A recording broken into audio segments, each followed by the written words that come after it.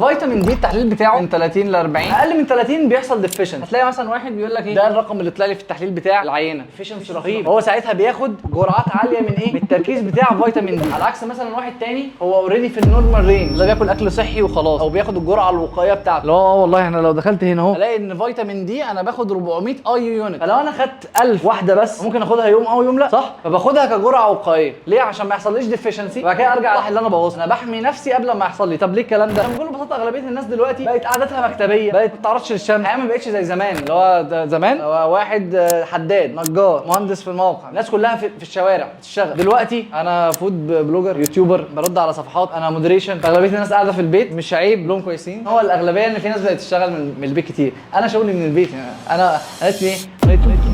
انا اونلاين كوتش. انا شغلي من البيت، مش بنزل بقى والكلام ده. فهو اغلبيه الوظائف دلوقتي هتيجي تبص تلاقي انها مش زي زمان، اللي هو انت بتنزل وتتعرض للشمس وكده، فانت في الاغلب ما بتاخدش ايه؟ شمس وفيتامين دي. هنا عشان ما يحصلكش ديفيشنسي فانت ممكن تاخد جرعه سواء 1000 او 2000 كل يومين ثلاثه ولا حاجه، تاخد جرعه بجانب الاكل بتاعك عشان ما يحصلش ديفيشنسي مع الوقت. لو عايز تتاكد اعمل تحليل فيتامين دي وبص على النتائج. فمن الاخر فيتامين دي مش هتاخد الحبايه دي مرتين ثلاثه في اليوم، انت بتشوف الاحتياج بتاعك وبناء عليه بتحدد الجرعه بناء على الجدول اللي احنا شفناه. طب ماشي، تجيب الفيتامين ده منين؟ ممكن تشتري من موقع ايفيت، تستخدم برومو كود سي ماجد 5 هتاخد اعلى خصم. البرودكت ده انا بستخدمه، باخد حبايه في اليوم او يوم ويوم لا، عشان ما اتعرضش للشمس نهائي.